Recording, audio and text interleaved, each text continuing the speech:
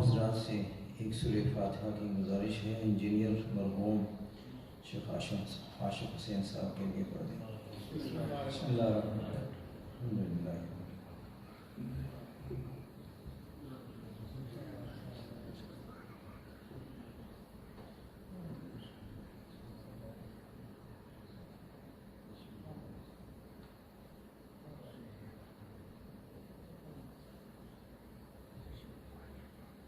اعوذ باللہ من الشیطان الرجیم، بسم اللہ الرحمن الرحیم۔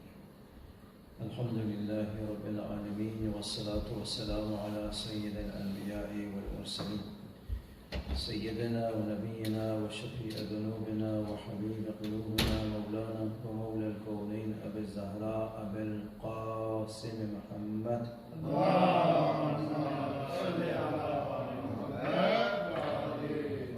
وعلى آله الطيبين الطاهرين واللعنة على أعدائهم أجمعين۔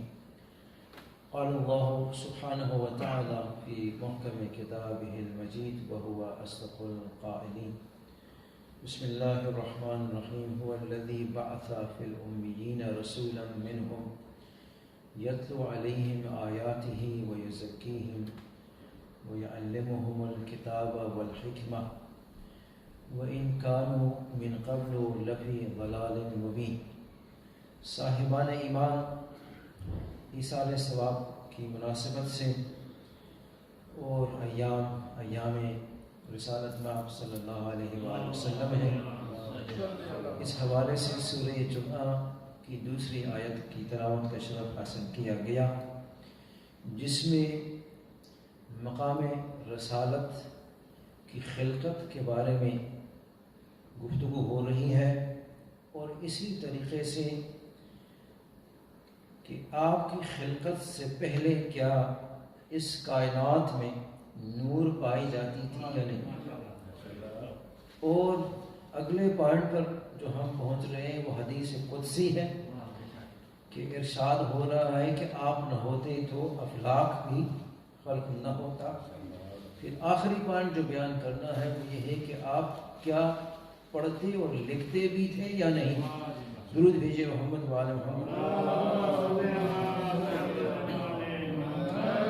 ارشاد رب العزت ہو رہا ہے کہ هو الذی بعث فی الامیین رسولا، لازوال ہے وہ پروردگار کہ جس نے بھیجا ہے، مبعوث کیا ہے امیین کے درمیان میں ایک رسول کو۔ اگر ڈونلڈ ٹرمپ کا جو ہے کوئی میسنجر ہوتا تو نہ جانے کس جاہل کو وہ بھیج دیتا، لیکن جب بھیجنے والا اللہ سبحانہ و تعالی ہے تو ارشاد فرما رہا ہے کہ بھیجنے والا میں ہوں، اور اس شخصیت کو ایز اے میسنجر بھیج رہا ہوں۔ تو یہ ہو ہی نہیں سکتا کہ ایک میسنجر کو اللہ سبحانہ و تعالی بھیج رہا ہو اور اسے جو ہے اکوپمنٹ کے بغیر جو ہے بھیج دے۔ یہ ہو ہی نہیں سکتا کہ بغیر تعلیم کے بھیج دے۔ تو سوال یہ ہے کہ تعلیم رسول اکرم نے دنیا میں آ کے حاصل کی ہے یا انہیں بھیجتے ہوئے اللہ نے لیس کر کے علم و حکمت سے بھیجا ہے؟ تو ارشاد ہو رہا ہے هو الذی بعث، بھیجنے والا اللہ سبحانہ و تعالی ہے، اس نے بھیجا ہے اپنے حبیب کو۔ کہاں پہ؟ امیین کے درمیان میں، ان لوگوں کے درمیان میں جو ان پڑھ تھے، جو بت پرست تھے، جو تعلیم کا کوئی جو ہے انہیں حکمت اور لکھنا پڑھنا ہی نہیں آتا تھا۔ تو اب ایک پروفیسر ہو اس دنیا میں، تو وہ جب اس دنیا میں آتا ہے تو اس ماحول میں پڑھتا ہے جہاں یونیورسٹیاں ہوتی ہیں، مختلف چار پانچ شاید یونیورسٹیوں کو وہ پار کرتا ہے، اس کے بعد پھر جو ہے کیا بنتا ہے؟ پروفیسر بنتا ہے۔ آئیے اور دیکھیے جس ماحول میں رسالت مآب صلی اللہ علیہ وآلہ وسلم کی نشو و نما ہوئی ہے، کیسا ماحول ہے؟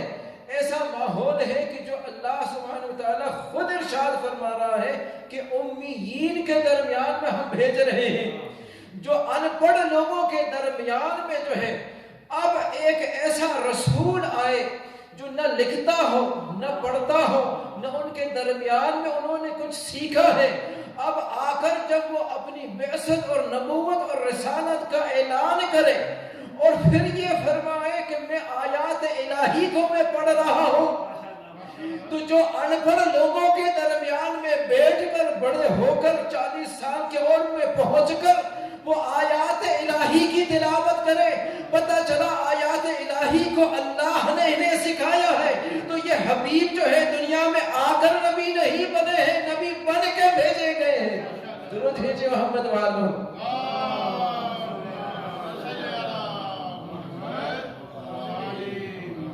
جب اللہ بھیجتا ہے تو بھیجنے کا جو ہے سامان بھی مہیا کر کے بھیجتا ہے، ایسے نہیں بھیجتا۔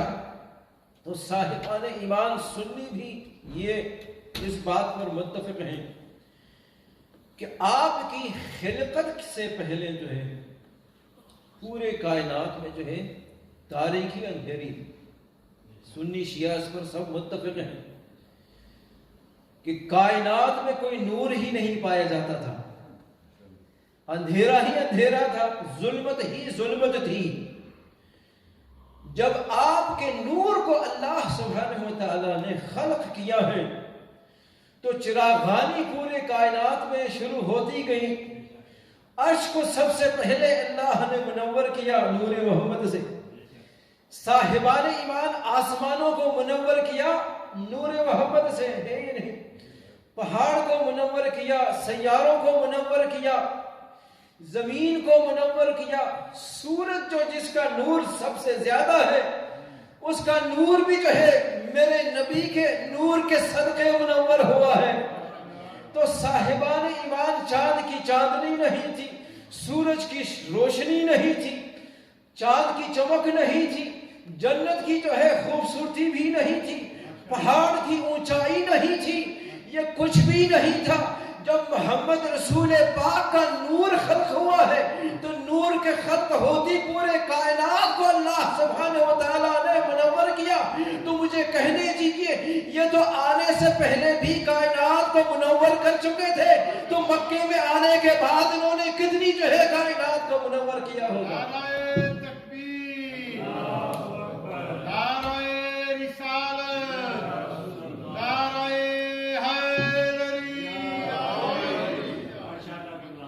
آگے چل کر ارشاد فرماتے ہیں وَلَوْلَاكَ لَمَا خَلَقْتُ الْأَفْلَاقَ، حبیب اگر آپ نہ ہوتے تو ہم افلاق کو خلق ہی نہیں کرتے۔ ماشاءاللہ۔ اس سے یہ پتہ چلتا ہے کہ جتنا بھی مشن اللہ سبحانہ وتعالی کا روحانیت کے اعتبار سے، تعلیم کے اعتبار سے، حکمت کے اعتبار سے، کہ یہ جو ہے دنیا آپ دیکھیں امریکہ میں کتنے اقتدار کے لیے لڑ رہے ہیں، کورٹ میں جا رہے ہیں، کوئی اس کو گالی دے رہا ہے، کوئی اس کو گالی دے رہا ہے، یہ تو دنیا کی حالت ہے۔ اللہ سبحانہ وتعالی نے جس حکمت کے لیے اس کائنات کو خلق کیا وہ اس کا خلاصہ جو ہے میرے نبی کے سینے میں جمع ہو جاتا ہے، خلاصہ ہو جاتا ہے۔ لہذا فرماتے ہیں اگر آپ نہ ہوتے تو کائنات ہی کو میں خلق نہ کرتا۔ تو مجھے کہنے دیجئے کہ اگر نبی نہ ہوتے تو نہ عرش ہوتا، نہ عرش کی روشنی ہوتی، نہ آسمان ہوتے، نہ آسمانوں کی روشنی ہوتی، نہ پہاڑ کی بلندی ہوتی، نہ جنت کی خوبصورتی ہوتی، یہ کچھ بھی نہ ہوتا، اور یہ نہ سمندر کی عظمت ہوتی، نہ جنت کی خوبصورتی ہوتی، نہ سورج کی جو ہے چمک ہوتی، نہ چاند کی چاندنی ہوتی۔ تو صاحبان ایمان اللہ نے رسول کے اس لیے خرچ کیا، اس لیے کہ ان تمام کائنات کے چیزوں میں حیات دے دے، اس لیے کہ نبی کے نور کے صدقے انہیں حیات بھی ملتی ہے۔ اگر نبی نہ ہوتے تو یہ نہ ہوتے، تو پتہ چلا نبی کے نور کے وجود کے صدقے میں ان کو حیات ہوتی ہے۔ تو جب انہیں حیات ہوتی ہے تو اس کے ریئیکشن میں کیا ہوتا ہے؟ یسبح للہ ما فی السماوات وما فی الارض، یہ ہم جیسے گناہگار بندے کی طرح نہیں ہیں یہ کائنات کی اشیاء کہ اللہ نے اتنی نعمتیں انہیں دے دی اور پھر وہ اللہ کی تسبیح نہ کرے. ارے ہم گناہگار شاید اس طرح ہوں کہ اللہ کی دی ہوئی نعمتوں کا شکریہ ادا نہ کرے اور تھینکس نہ کرے اللہ سبحانہ و تعالیٰ کی. اللہ سبحانہ و تعالیٰ ارشاد فرما رہا ہے اب اتنی عظیم نعمتیں جو ہم نے کائنات کی اشیاء کو دے دی اس کے ریئیکشن میں یہ کیا کرتے ہیں یہ اللہ کی بھی تسبیح کرتے ہیں تقدیس کرتے ہیں اور رسول پاک پر بھی درود سے سلام بھیجتے ہیں. ارے تم تو ابھی تک یہ شک کر رہے ہو کہ درود و سلام بھیجنا جائز ہے یا نہیں ہے بدعت ہے. تم درود بھیجو یا نہ بھیجو کائنات کے تمام اشیاء درود و سلام نبی پر بھیجتے ہیں. نعرہ تکبیر، نعرہ رسالت، نعرہ حیدری. تم ابھی شک کر رہے ہو کہ ہم درود بھیجے ہی یا نہ بھیجیں. کائنات کی جتنی بھی چیزیں ہیں وہ سب جو ہیں اللہ کی تسبیح بھی کرتی ہیں اور نبی بھر درود و سلام بھی بھیجتی ہیں. اللہ سبحانہ و تعالیٰ قرآن مجید میں خود ارشاد فرما رہا ہے کہ ان اللہ و ملائکتہ یصلون علی النبی یا ایھا الذین آمنوا صلوا علیہ وسلموا تسلیما.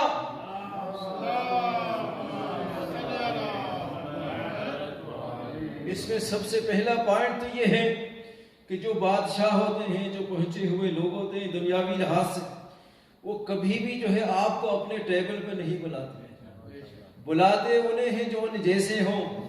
پریزیڈنٹ کو بلائے گا, بادشاہ کو بلائے گا. آئیے اور دیکھیے اللہ سبحانہ و تعالیٰ نے کتنی رحم و کرم سے جو ہے آپ کو پکار رہا ہے کہ دیکھو میرے فعل کے ساتھ تم بھی شریک ہو جاؤ. میں آسمانوں میں درود بھیجتا ہوں, تم زمین پر بیٹھ کر درود بھیجتے جاؤ.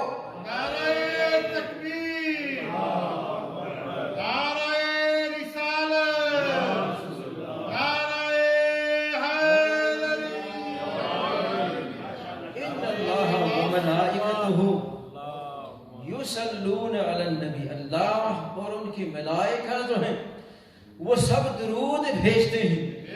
اچھا یہاں درود بھیجنے کا معنی کیا ہے؟ مختصری رکھنا ہے, 20 منٹ سے زیادہ نہیں آپ کو وقت دینا. درود کا معنی کیا ہے؟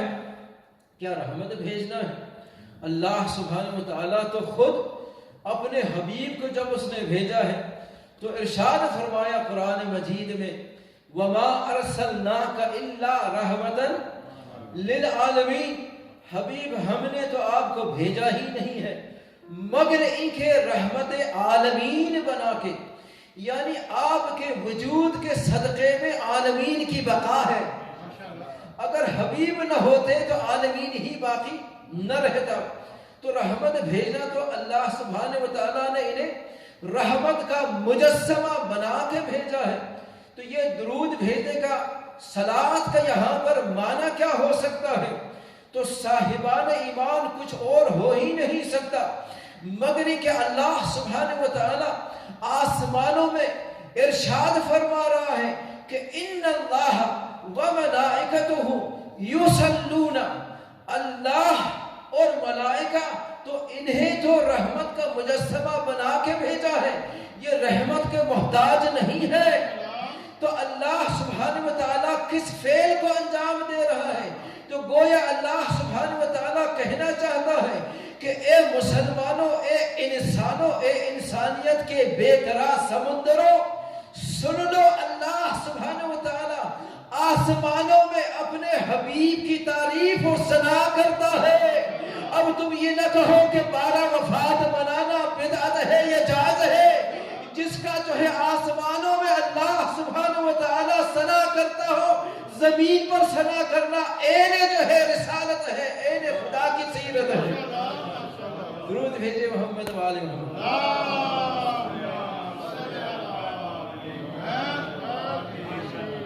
اللہ آسمانوں میں ثنا بھیجتا ہے اس حبیب کی جو کہ اس ثنا کے وہ قابل ہیں.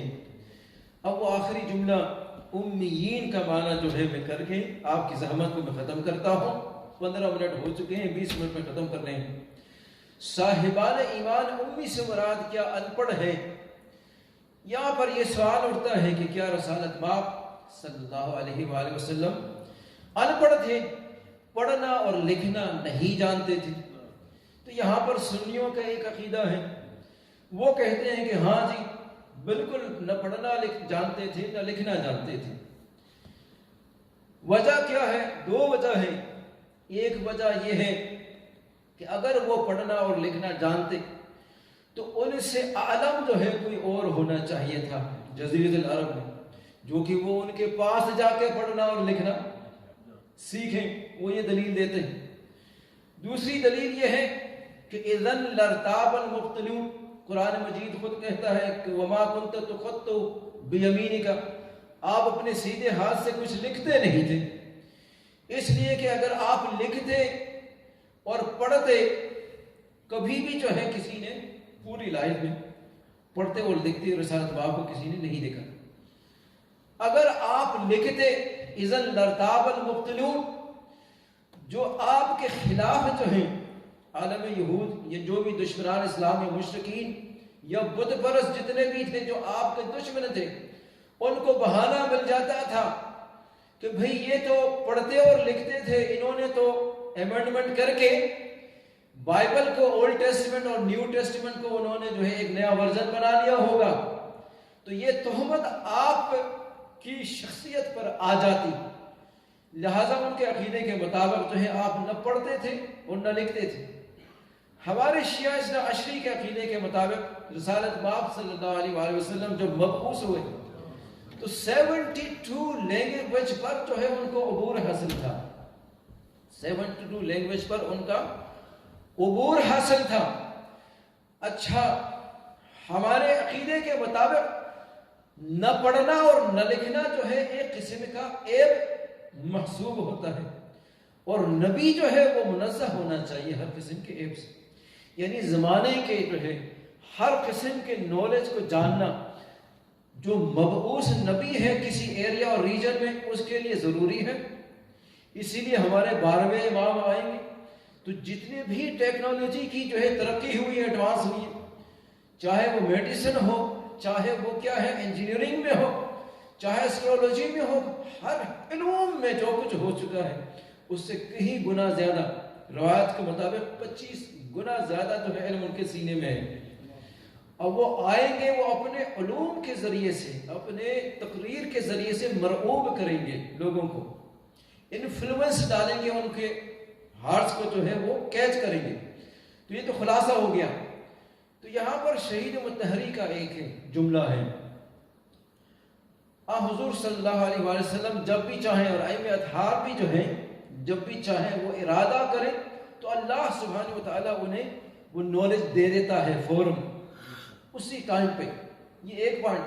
شہید مطہری فرماتے ہیں کہ بھئی ہم علم کو کس لیے, ہم جو ہے پڑھنا اور لکھنا کس لیے ہم انجام دیتے ہیں؟ پڑھنا لکھنا کیوں ہوتا ہے؟ اس لیے کہ ہم نالج حاصل کریں, ہے یا نہیں؟ نالج حاصل کرنے کا ایک ذریعہ جو ہے وہ پڑھنا اور لکھنا ہے. ان کے نظریے کے مطابق پڑھنا اور لکھنا سب سے لوور جو ہے طریقہ ہے تعلیم حاصل کرنے کا. غور نہیں فرمایا آپ نے؟ سب سے لوور طریقہ ہے, میتھڈ ہے. اچھا, پڑھتا لکھتا وہ ہے جو دنیا میں آ کر ان پڑھ ہو, جو دنیاوی علوم کو سیکھنا چاہتا ہو, وہ پڑھتا بھی ہے وہ لکھتا بھی ہے. ارے جنہیں اللہ سبحانہ وتعالی نے ان کے سینے پہ قرآن نازل کیا ہے, وحی کو نازل کیا ہے, حصول علم کا بہترین طریقہ انہیں عطا کیا ہے. انہیں نہ پڑھنے کی ضرورت ہے نہ لکھنے کی. پڑھے اور لکھے وہ جو دنیاوی تعلیم کو سیکھے. ارے یہ سیکھنے آئے نہیں ہے, یہ تمہیں سکھانے آئے ہیں علوم الہی لے کے. نعرہ تکبیر, نعرہ رسالت, نعرہ حیدری. ارے جو تعلیم دینے ہمیں آئے تھے ان کے اولاد کے ساتھ کربلا میں کیا ہوا؟ صاحبان ایمان ایک مرحوم کی اصال ثواب کی مجلس ہے.